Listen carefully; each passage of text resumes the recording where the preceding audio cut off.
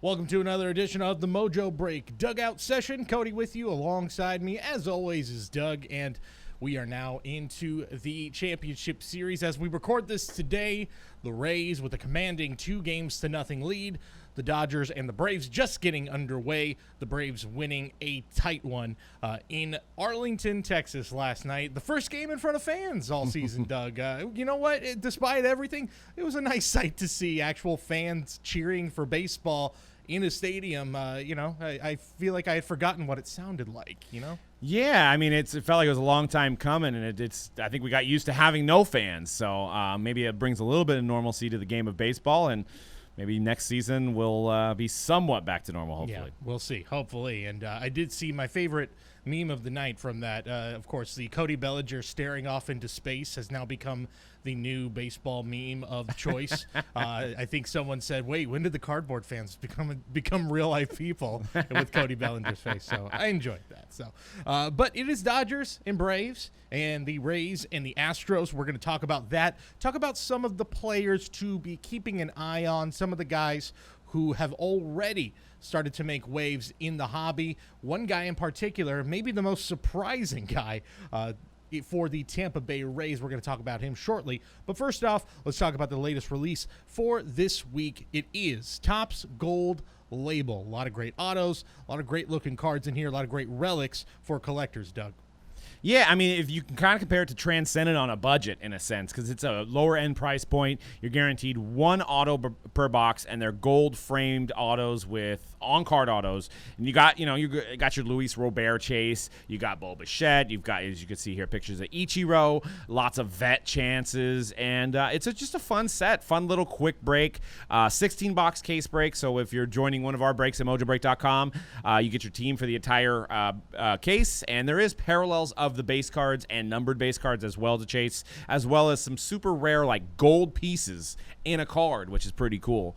And it's always a kind of a staple. It's one of those retro kind of designs that's transformed into the modern baseball with autographs. And it's a really fun set, especially your player collector. Having that gold framed on-card auto is beautiful. Yeah, absolutely. A great looking card. Yeah, like you said, a classic look. Mm-hmm. And with the baseball season wrapping up, just something nice to whet the appetite as we enter the off season very shortly here. But let's talk about the here and now. Let's talk about the playoffs. And we have moved on to the championship series, and we have moved to our new bubbles, the Arlington series, that is the NLCS, the Braves and the Dodgers. A pitching duel there for both of those teams. I think most surprisingly, the Braves, how good the pitching has been for them. A lot of young guys, a lot of guys who were drafted high early in the drafts for them, and Max Fried, a guy who was acquired in a big prospect swap a few years back, has really come into his own in this series. Looked great in Game 1. And then as for the ALCS, a very lopsided matchup on paper with the Tampa Bay Rays, clearly the best team in the American League, versus the Houston Astros, who, for all purposes, is just the villains of baseball right now. An under 500 team getting into the postseason as they're playing in San Diego. And 7 games in a row, by the way, potentially. Crazy. For this. Now we don't have NBA Finals anymore. That is all wrapped up. NHL is all wrapped up. We are kind of back to some normalcy. You may have a football game every day, though. There is, now there's that new wrinkle where we got Tuesday night football. So, so who knows?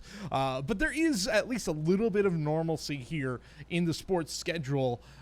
Do you think, though, what is Major League Baseball, you think, thinking about these matchups? To me, Tampa Bay in Houston is a matchup. If that's in the ALDS, that's the one that's on at 12:30 exactly on TBS. No disrespect to TBS and no disrespect to those teams, but clearly those are not the teams I think that baseball is looking for here to sell the sport. Yeah, I mean, a couple things. First off, I have a Max Fried from 2012 that I pulled for myself that I got graded. It's a 9.510. It's a gold refractor, numbered to 50. I think after the show I'm going to go get it. I'm going to sell it because it might be the best time to possibly sell his card. Yeah, he looked fantastic last night. He looks great right now for the Braves. Yeah, he was his cards. He's on the Padres, what he was drafted by, and it was such a long time ago that I pulled that card, 2012.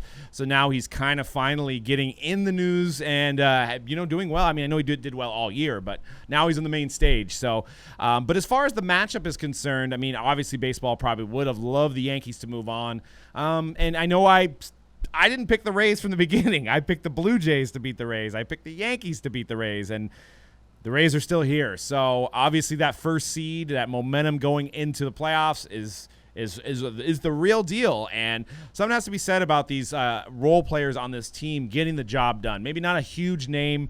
I know you got your Blake Snells and your Tyler Glasnows, and you got great pitching there. But, the guy that we're going to mention here coming up, who's, being clutch right now and getting the job done. And it makes me almost feel like my 2010 Giants, where it's just a hodgepodge of players that didn't maybe work out on other teams that are coming together to get the job done. And, there's got to be a point, too, where we have to give the Tampa Bay Rays some respect. We'll talk about them in a little bit. We're going to start with the NLCS, but there's got to be a point where we give them some respect. Since 2008, that first incredible run to the postseason, there have been very few franchises in baseball as consistent as Tampa Bay. Mm-hmm. They are always there. They are always in the postseason picture. I think there were maybe 3 years in the middle there where they weren't competing, but they have perfected that formula there, sort of the Oakland A's of the East, where they always figure out a new way to win. They always are right in the middle of it. And the other thing that is a little different than from the A's formula,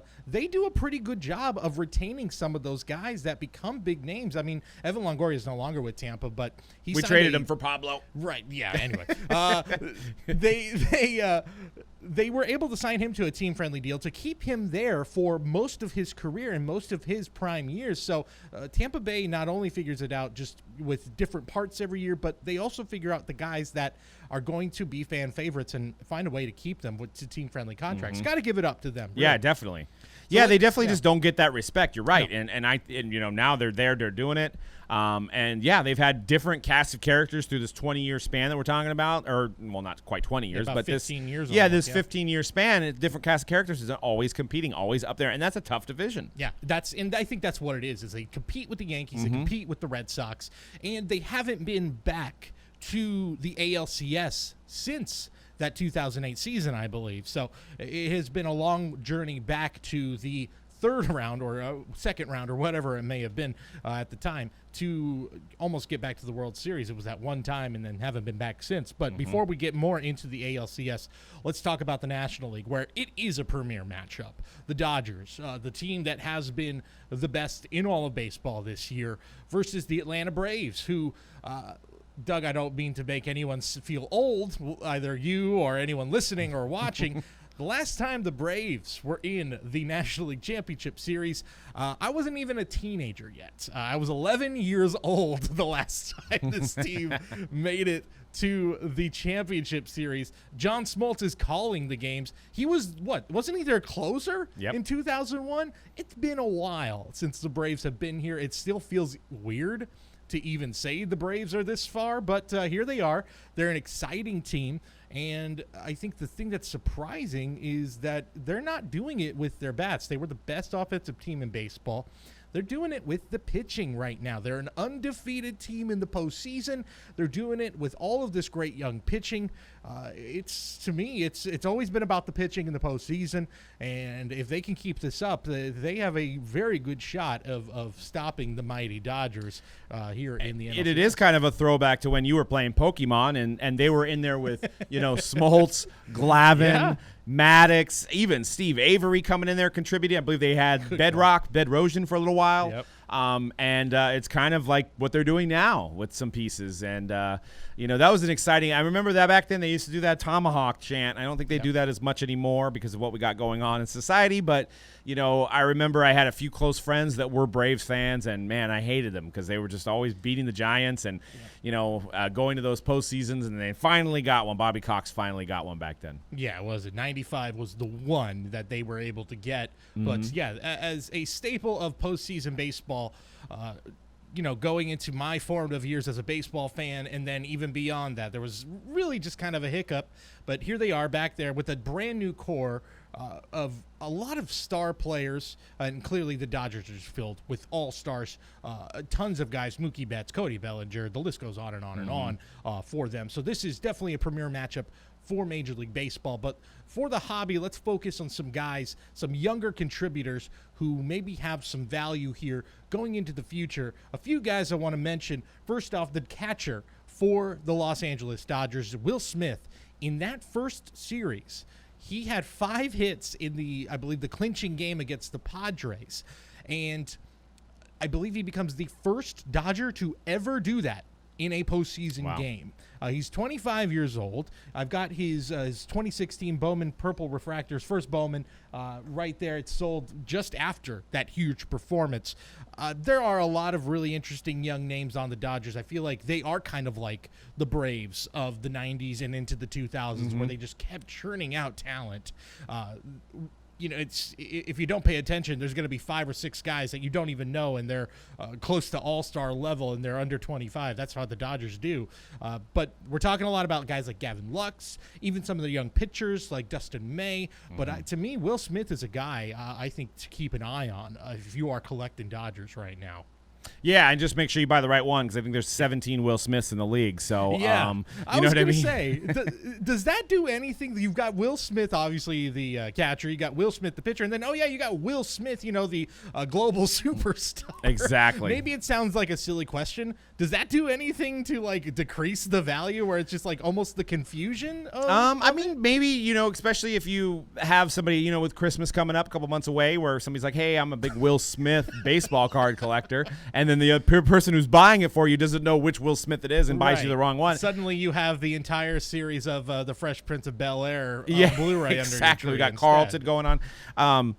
Actually, we ran into this. I remember, and it wasn't as widespread because the talent level wasn't Will Smith talent level, but Matt Duffy, when he came along, there was actually a Matt Duffy on the Rays at the same time. That's right. That looked very, very similar to Matt Duffy, the Giants player. And there was actually some sales on some Matt Duffy Prism cards that were the wrong Matt Duffy, based on, because I think he had a week run where he was just tearing it up and obviously caught a little bit of hype, but it didn't sustain. But I just remember that there was that's the wrong Matt Duffy. You got to make sure you're buying the right one. Yeah, so make sure it's the Dodger blue Will Smith, not the one where Will Smith, the pitcher, started. Did Will Smith, the pitcher, ever pitch for the Dodgers? No, I don't think he. Okay. No. Okay. What would be? I think Milwaukee. I think Kansas City at one point. The Giants, and now he's. And lo and behold, you got the battle of Will Smiths right now in the Wouldn't it be ALCS. funny if they ever became Will Smith, the pitcher, went to the Dodgers, and then you had Will Smith? It's meant to be. It's just meant to be. A Will Smith to Will Smith battery is in. Yeah, the baseball gods are going to make that happen. And Will Smith probably doesn't wear the Walker Buehler tight pants. Though. No, I don't think so. Yeah, the Walker Buehler's pants. It's not even that's the story. Doesn't even matter. We had an incredible game 1-1 in the 9th inning, heroics from young players. No, let's talk about Walker Buehler's tight pants. Let's talk about that. Yeah, I mean, he's a young man, so I mean that's what the young guys do. They wear those jeans. Yeah, it's true. Dan likes to say a lot of them are preparing for a flood because the ankles, the forbidden ankles, are showing. Yes. But maybe I don't know. Maybe he's a little bit more comfortable with maybe circulation in the legs with the it's kind of like compression pants, right? Some people go to the gym, wear compression pants. Maybe that's his philosophy. He wants something that's and then those baseball pants. It's not like they used to make them. They're very stretchy, right? So. Yeah. Maybe he's looking at it like that. We are so far away from the era I grew up where it was like the Allen Iverson, 5 sizes too big jerseys, guys walking around with tall tees where you literally had the sticker of tall tee and it went down to your ankles. I kind of miss those days in a way. And even in crossover sports, you look at 03-04 LeBron rookies, and he's got the suit on, kind of made giant suits at the draft. Exactly. I mean, kind of I feel like Michael Jordan kind of started it. Oh, yeah. And then you just seen these guys coming out on draft day with a 10XL suit, and it's a complete opposite now. Yeah, absolutely. If we'll see if the pants make a comeback. Maybe he decides not to go with them after a loss, and also getting hounded by reporters about his pants when he lost Game 1 of a pivotal especially after you LCS. lose. You probably the last thing you want to. Well, you don't want to talk at all, Right. especially at an NLCS, But right? something as trivial as that, just like, come on, man, do your job. Yeah. Like, what's that? What is that? Anyway, let's focus on the Braves, who have so many huge names for collectors. Obviously, Ronald Acuna, Ozzie Albies. We know these guys. These are the guys that everybody has been chasing, especially Acuna, for years and years. But I think two guys I want to focus on here, specifically starting with Dansby Swanson, who I read something today that made my jaw drop. The first two rounds of the postseason, I feel like we talked a lot about Fernando Tatis and his great performances. And by the way, we didn't even talk about an incredible Game 2 of the NLCS between the Dodgers and Padres, where it kind of felt like, here it is. Here's the moment the Padres break through, and then Cody Bellinger's home run robbing catch. Brewstar Graterol's hat tip heard round the world. It was an incredible moment where you felt like the rivalry was beginning. But they are out. Fernando Tatis was the most talked about guy.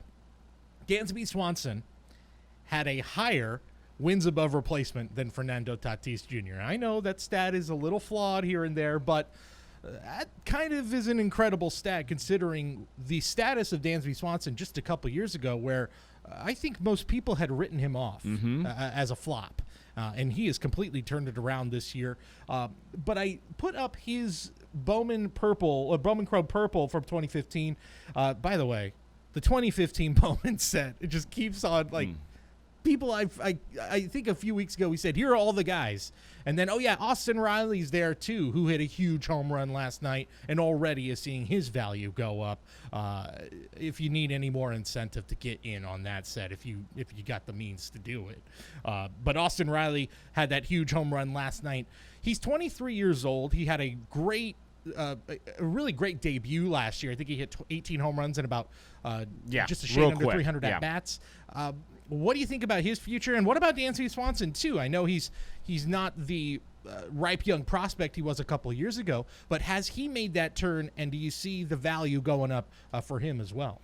Yeah, I absolutely think so. And I mean, it's going to depend on this performance. And you know, they've got that 1-game lead. So I think after this show, I'm going to see if I can get some more 2015 Bowman draft because, yes, Riley, and you have you got Swanson. You have we talked about Brian Hayes, Walker Buehler. Kyle you know, Tucker's Mr. Tight Pants is in there as well. Yeah. So there's a lot of guys that may be affected by what happens this year. So Swanson is a little hard because he's on the Diamondbacks in his first card, and I always hate when it's a guy that's on a card of a team he's not on. He was a first overall pick. So it's like the Diamondbacks must have seen something they didn't like, and then for the last couple of years, you're kind of like, well, maybe they were right. But now he's kind of coming into it where he's maybe the face or one of the faces of the team. Obviously, it's Ronald Acuna's team, but he's maybe a close second or third at this point. So, and he's supremely talented. So he's not, Mickey Moniak and Dansby Swanson were kind of like first overall pick busts, and I think Dansby's kind of disproved that theory. Yeah, it's very you don't see it that often where a guy is the first round pick, the number 1 pick, and gets off to a slow start. And it's not like he's still very early in his career. I mean, he's kind of early in his career, but he had enough seasons there where you thought, well, I guess this is who he is. Yeah. Kind of reminds me, though, the last guy who took that turn a little later in his career, Alex Gordon. Of Kansas City. So if there's any proof that a guy can make that turn and become an all-star caliber player, look no further than Gordon, who, look, he's not going to be a Hall of Famer, but he just ended a 14-year career where he's going to be revered in Kansas City forever. So for Dansby Swanson, that is a very real possibility. And one thing you also got to remember is, Freddie Freeman's leadership. I mean, the guy... Yeah. And we're not talking about his cards. His card's gone up a little bit. It seems like he's so old news that people kind of forget about him. That's a crazy one. I think to me that's an underrated play is Freddie Freeman because he might be the MVP of the league this year, and he's still under 30. And you look at the numbers and you say, boy, he's putting together a Hall of Fame career right now. And if he can win it this year, I know it's a 2020 pandemic season, but he gets a ring. I feel like it's just going to keep growing and growing for him. He's got a lot of baseball left in him, too. And you got to think, too, he's kind of the guy that got the baton passed to him because you had Chipper Jones, who was early in his career, was part of that World Series team, and then, played with Freddie Freeman. So now Freddie Freeman's kind of, the last kind of piece that was kind of back in the Absolutely. connecting you back into those 1990 teams. Absolutely. So and then I'm sure he talks to Chipper. Chipper's a great leader, and he's become that almost like that. I know I keep bringing up the Giants, but almost like that Hunter Pence kind of leadership in that dugout. Yeah, no question. They've got something cooking there, and we're saying all of this, but the Dodgers saying, "Hi, yeah, we're the most talented team in baseball. We still got Mookie Betts, we still got Cody Bellinger."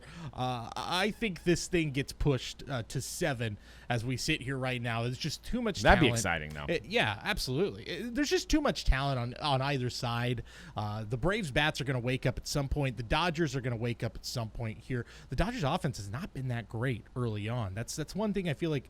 As good as they looked, the bats have been just so far, other than that Game 3 performance against the Padres. So I think look for them to wake up, although I know Kershaw is dealing with some injuries right now. He got scratched from his start as we're talking right now in Game 2, so that may be an issue. And well, and like we mentioned, I think last week, now the Lakers, they did it. It's done. Yeah. LeBron's getting bashed by non-LA fans, and I think LA fans have now been obviously defending LeBron on Twitter, but now they're moving on to who's next? Dodgers. So you see, I think there was rumblings yesterday that, the Dodgers don't have enough pitching. There was, which wasn't even an issue. Now it's one game in and they don't have enough pitching all of a sudden. So, there's going to be a lot of media focus on this team now where they're going to be having all this pressure because they're World Series win or bust at this point. If they get knocked out by the Braves, it's a failure. If they beat the Braves and then lose to whoever in the AL, it's a failure. Yeah. So that's a lot of pressure where the Braves are like, okay, if they lose, they're like, wow, great season. They're like, well, we'll build upon that next season. Yeah. Dodgers don't have that, excuse. It's been too long and been too many years that they've won the NL West to not get the job done. No, this is World Series or bust for them. They have to do this. And yeah, now especially, it shouldn't be a factor, but the fact that the Lakers win it right before right as you're embarking on the same sort of journey, I think there is maybe a little bit of added pressure. Yep. Maybe not there at the clubhouse, but certainly I think with the LA fans, they're thinking, all right, they got theirs out of the way with our 10-year drought, which for Laker fans probably feels like an eternity, is over. So it's now the Dodgers' turn to. And you got the Rams at 4-1 for the city too. So I mean, you've got a lot of things going on in LA right now. Yeah, absolutely. LA sports right now is feeling pretty good. Well, let's move on to the team that's playing just south of LA, the teams that are playing just south of LA in San Diego for the American League Championship. It is the Houston Astros, the villains of baseball. Nobody wants them there. They are under 500 going into the season, and they have just unbelievable been on a tear. They've got a huge chip on their shoulder. Boy, and Carlos Correa, I think, toned it down after the ALDS win against the A's. But that first round, he said, no one likes us, no one wants us here, and we're out to prove that we don't care, and we're going to be here, and you're just going to have to deal with it. Do you think that, let's just say, because they're down 2-0 at this point, do you think if they lose this, do some of the people give more respect to them at this point, knowing that, hey, they did it? I don't know. It's weird because they got in like on a season that wouldn't normally have gotten in, right? So it's like, but they did win they won 2 series now. So, I mean, I don't know. It's like, do they, if they win the World Series, does this change the narrative of what happened last year?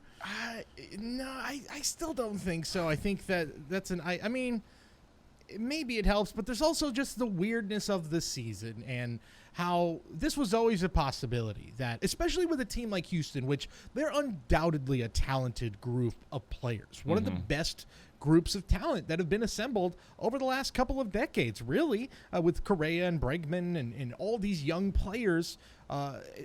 Despite the cheating scandal, they are a really talented squad. But I think that was always the fear, is that a team that maybe was sort of floundering in the regular season, they just have to get hot at the right time. And that's still always something in a regular postseason. Heck, we know that as Giants fans. There have been years where they were clearly not the best team, and they end up going to the World Series. This was always something that was a factor, and especially for a team with so much talent like Houston, that it wasn't a crazy thought to think maybe they get hot at the right time. But they are running into a team that is the number 1 team in the American League, and yet are sort of an underdog in every single series that they've played in, maybe other than that Blue Jay series, but they go into that series against the Yankees, get pushed to 5 games, but they were the underdog really the entire time, win that one. Now they're not necessarily the underdog here, but they're going against a team that had been to 2 World Series in the last 3 years and won one of those. Yeah. And here they are up 2-0 as we speak today. One thing, though, that does cross my mind is when you think, oh, no, if Houston goes to the World Series, bad for baseball. That's your gut instinct. But really, I also thought about it if they go against the Dodgers in the World Series, wow. Isn't that kind of the best scenario for baseball? Yeah. If the Dodgers beat them, that's the ultimately the best scenario. But in terms of eyeballs and in interest, who is not going to watch that series? Oh, yeah. It's going to be it might go down as one of the highest rated World Series in many years if it's the Dodgers and the Astros, right? Yeah, I mean, and I don't know how many you don't want to probably throw in many beanballs in the World Series, but, maybe if you're up, you might see some balls heading towards the Astros' way.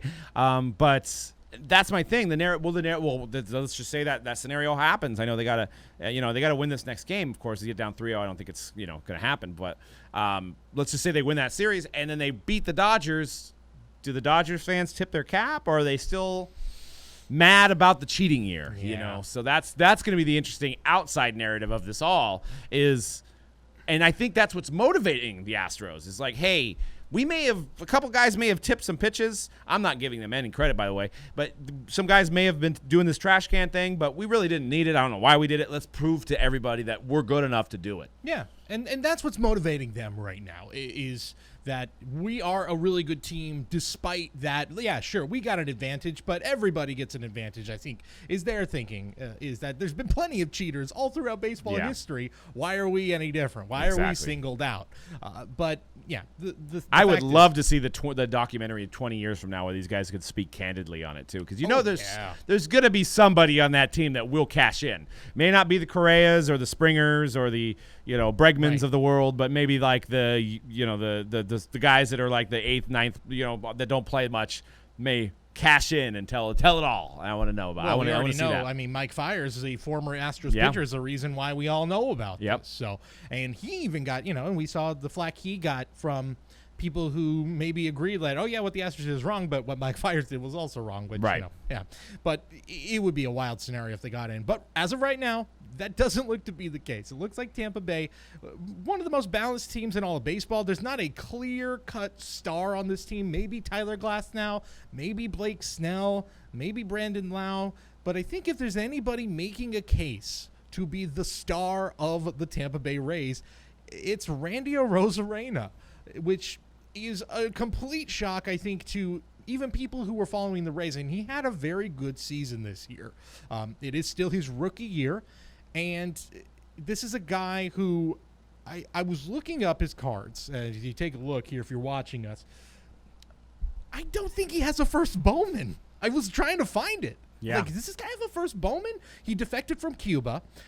So he may have just gone completely under the radar for years. Originally with the St. Louis Cardinals, traded to Tampa Bay. I think for Jose Martinez was really the marquee and Liberatore was, right. I think, a first rounder for the Rays. Yeah, Liberatore was traded to the Cardinals in that deal. And, it was Jose Martinez was the marquee name headed back to Tampa. Arozarena was kind of a throw-in. And lo and behold, we talked about it at the beginning of the postseason. Who's the next Juan Soto? Who's the guy, the young player who comes out of nowhere and is the hero of the postseason? Arozarena wasn't even on the list. He wasn't even in the same hemisphere as these guys we were talking about. But you see right now, as I got this graphic up, all of his cards that have sold recently for big numbers, all within the last week. Arozarena fever has caught on in the baseball card hobby real fast. Yeah, and one thing that's interesting is I looked it up too, because you see his Topps Chrome cards selling for a lot. And the cards that he's pictured in the Rays are selling for more than I would have imagined at this point. Even some of his 5-star auto over $100. I mean, I think there was one that was like 122 with a couple of days left. But I went and I looked at his first Bowman, and I can't believe I didn't remember this because I was part of the Topps Million Card Rip Party, so I probably seen about 85 of these cards. Was his base card, is on. So his rookie base card in regular Topps is part of Series 1, but he's on the Cardinals at that point because probably Topps printed in the offseason. Obviously, it was too late to switch it. Those are only going for like a couple bucks. So you compare that to a Ronald Acuna who's going for like $200, or a Soto that's $200, and some of these other guys that are going for a lot more. And I'm like, are collectors not buying this card because he's on the Cardinals? But that is his flagship top. So I'm wondering if there's money to be made in that area, or are collectors just like, you know what, this isn't even his rookie card anymore because he's on the Cardinals. So very kind of confusing that he switched so quickly and then had so much success to really pinpoint which card is going to be considered his best, because you also have all the versions of the Topps Chrome Sapphire, the Topps Chrome Ben Baller. So it'll be something interesting to follow that maybe we can follow up next week. We'll have more data, and they may be out at that point, or they may be moving on, and we'll see where collectors have kind of decided which way to go. Yeah, and I think it's definitely the way it's going right now. He's the playoff MVP for this team. He has been probably across the board the best hitter all around in the postseason for any of these teams. It's a pretty incredible story to watch, especially for a team that I think really prides itself on not being a team that focuses on one guy and one player. But he has been the focal point for Tampa Bay, and it's been really fun to watch. And that's what makes the postseason so much fun, is that you absolutely never know who's going to break out. And you know what, though? If you're a Tampa fan, you probably knew that there was a chance this guy could break out. Love to see what he could do in a full season. Still got a lot of career left. I think he's just 25 years old, so there's a lot of time to grow for him here for Tampa Bay. And yeah, very excited to see what he can do. And the other guy I was thinking of, I think Trent Grisham has some rookie cards that are like Milwaukee and with San Diego. So that's kind of very the only guy I can liken him to in terms of the hobby. But it's an interesting case right now for Arozarena to not see this coming by a country mile. It's pretty crazy. I honestly, I didn't even know how to pronounce his name until the weekend. So most of baseball probably did it. I think I was calling him Arizarena or something like that. Nobody corrected me, so obviously nobody knew the name either. So, but now that he's on the main stage, that's the beauty of this all, is that, similar to a Giannis, where nobody knew how to say his name, but obviously when they get good enough, then you know how to say their name. So. That's the sign right there. I can tell you yesterday, I think it was a Topps Chrome set, or maybe Stadium Club that was breaking, and I must have gotten at least 4 or 5 Arozarenas and went, man, that's pretty good. Was he on the Rays in those ones? Or? Yeah, he's on the Rays. Yeah. So I thought, man, they're all rookie cards. So they weren't counting on him becoming the postseason hero because they were pretty common. But and one of the funny things, and you probably didn't pull an auto, but I think there's a couple sets at maybe even Stadium Club where his base card's Rays, but his autograph is Cardinals, because obviously trying to acquire the autograph is a longer process. So they print those cards up, have them sign it. Maybe 8 months ago, 10 months ago, they get it all signed, and then obviously they're not going to destroy them because they've paid the athlete to be on that card. So they insert them. So now you have, which I didn't even think about. I posted that Stadium Club break for you, and then the first 2 teams at like $25 to sell were the Rays and the Cardinals, and I was like, that's why. People want them. A Arozarena fever has caught the hobby by storm, and I don't think anyone saw this coming. So usually it's like Yankees or Dodgers or White Sox, and it's like Cardinals, Rays. Oh, that's right. It's just one guy. It's pretty incredible what's happening there. That's going to wrap it up for us this week. But before we go, real quick, the next time we talk, we're going to be in the World Series. So who do you think we're going to be talking about, Doug?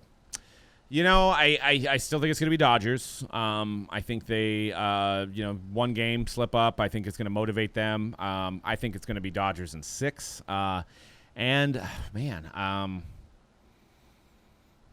I want to see the Astros and what we talked about, but I think it's going to be the Rays. Yeah, I think so too. I think the Rays are going to end up sweeping this series. I think the Astros, it's, I guess for them it's been a nice story to overcome the odds as they see it, but I think this is a sweep. Also, just the worst luck. I love Dusty Baker. I really do. He's one of my favorite guys in baseball, and that's part of me is like, oh man, I wish I could see Dusty finally win a World Series. But Yeah. no, not like that, please, not like that, not with the Astros. I know he is cursed. I mean, it's a thankless job, and it's only a guy like him could take that and be like, that's fine, I'll do it, And God, there would be so much pressure. I mean, how many World Series has he lost? I think.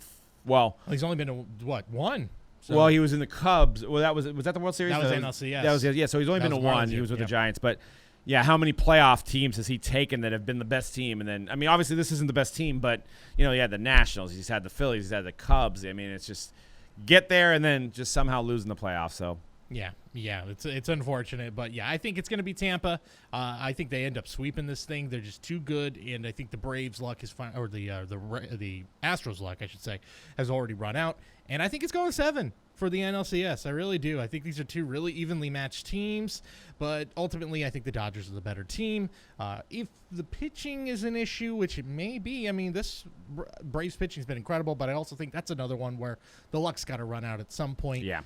They were not this good all season long. Maybe these young guys are just coming into their own, and great, that'd be great for them, but I just don't really see that lasting a full game 7 games. And Tampa did not, because of the way the schedules, they didn't play the Astros, right? No. Both of these teams have not played each other or all 4 of these teams have not played each other other than the series that are happening right now. So that's an interesting dynamic too, where you've got some guys that maybe have no reps against any of these pitchers, any of these players. So definitely speaks to the COVID year. Yeah, absolutely. So there you go.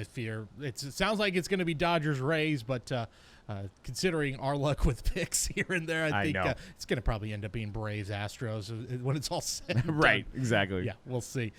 Well, until next time, make sure to subscribe to us if you're watching us here on Mojobreak Media. Hit that subscribe button, hit the bell, and for more of our content. And then, of course, go over to Mojobreak Card Shop. We got plenty of stuff coming that. And our main feed, Mojobreak, where you've got all of your live breaks as usual. Until next time, for Doug, I'm Cody. We'll talk to you next time on the Mojobreak Dugout Session.